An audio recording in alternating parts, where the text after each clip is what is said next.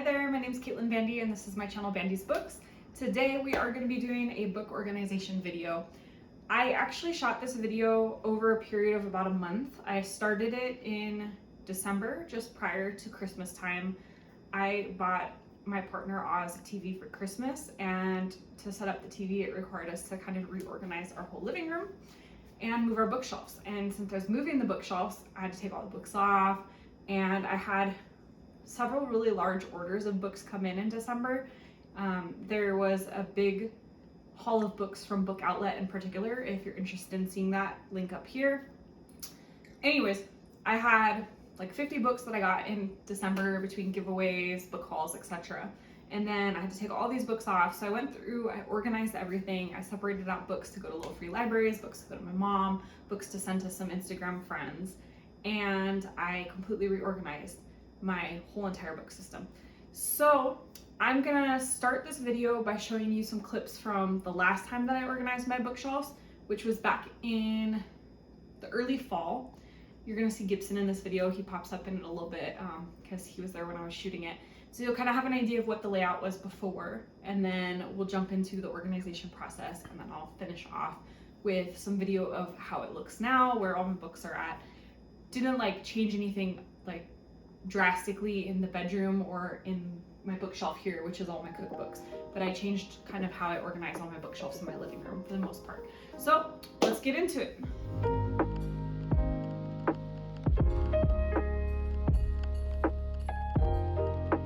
Okay, so my first bookshelf usually is like the first couple cubby holes here are my Spanish language books. You can see that most of the stuff I have up top is in Spanish. Spanish is my secondary language, and in order to improve my grammar and my vocabulary, I read a lot, as much as possible in Spanish. So I usually keep those books here. And then below, for the most part, I had nonfiction, memoirs, things like that. You can see down here, I have a couple historical things, memoirs, some more Spanish down there, a few more books there. So I'm not sure if I'm going to keep it organized that way. I may change that up a bit. Haven't quite decided yet. So this is my next bookshelf. For now, this is where I have most of my series. You can see I have the full Harry Potter series and some of the companions. I have everything that's been completed for Game of Thrones so far, the Hunger Games. I have Cinder down there. A couple of the books are missing because a buddy of mine is borrowing them. And then I have a random assortment of books here as well that I just had nowhere else to put. So I'm not sure. I kind of like the idea of keeping all my series together, but I don't know. We'll see.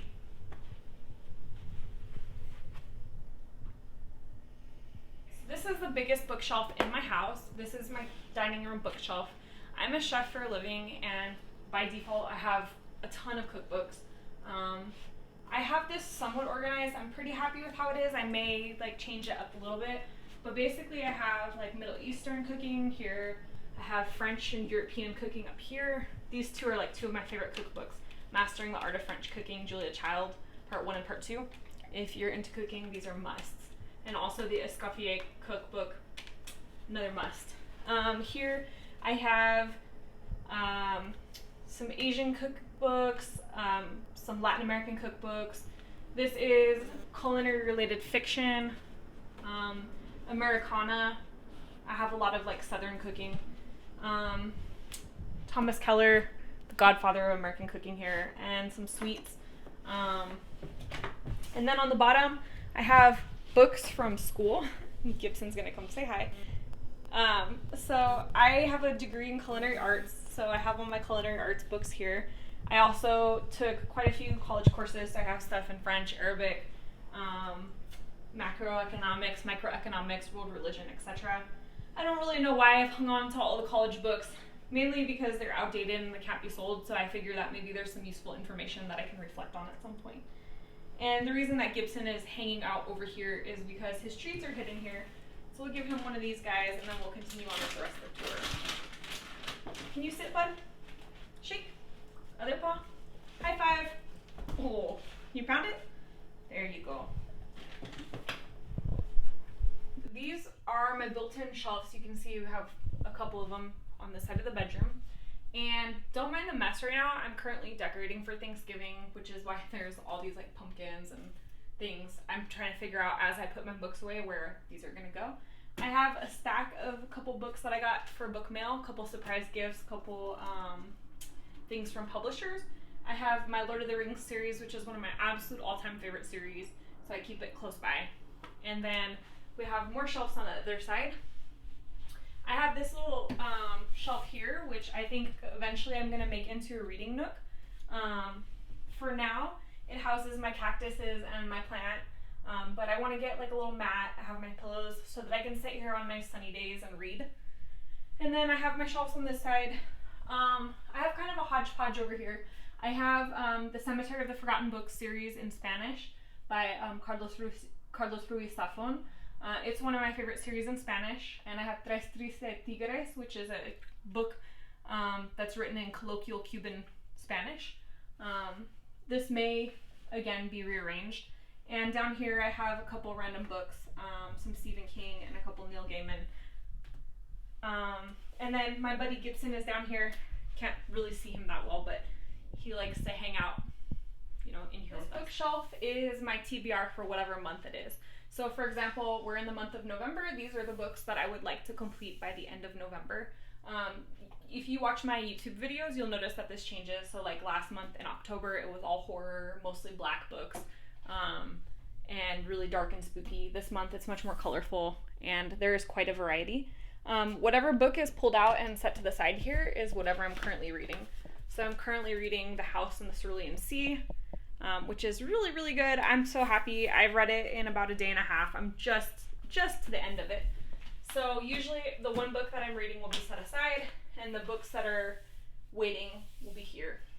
And then I always have like a little pack of stickies to mark any food that gets mentioned. I do a series of recipes based on like, I'll pick fictional books, and if they mention food, I'll create a recipe based on that food. So I use these little guys to mark any food that comes up in the videos, or I mean in the books for future videos.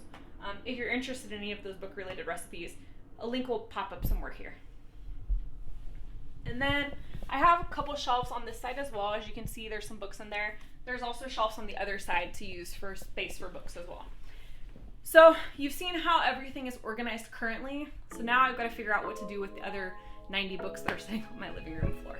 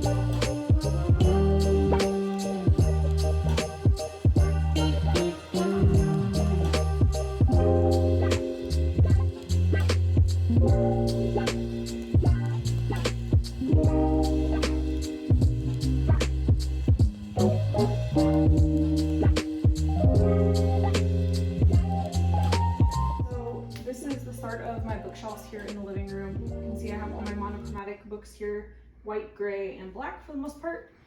And then we get into all my colorful books. I faced out the books that I thought had the really prettiest covers, kind of try to match them with the color scheme.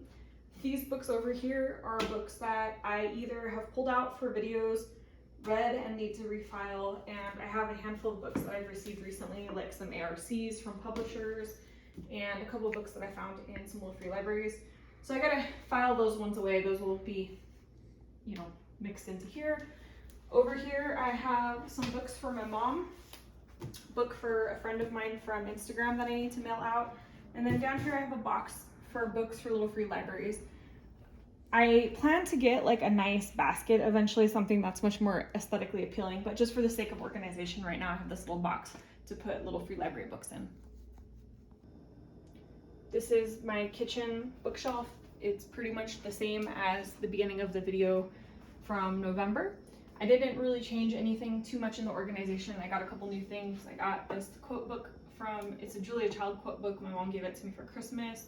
I got this Red Boat fish sauce cookbook from Goodreads. I won it. It's such a cool cookbook. And I got a couple more cookbooks back here. That was really the only significant change on this one.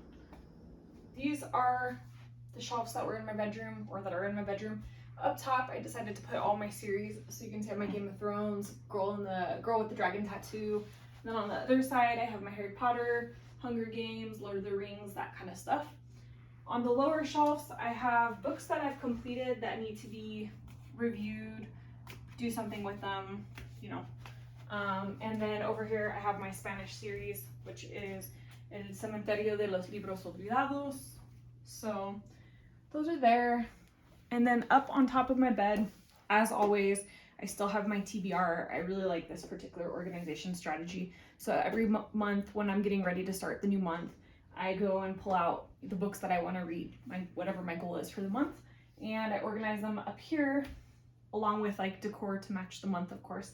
And the book that's sitting here is the book I'm currently reading. So these are the ones I'm all gonna try to get through in January, and then this one is the one that I'm currently reading at the moment.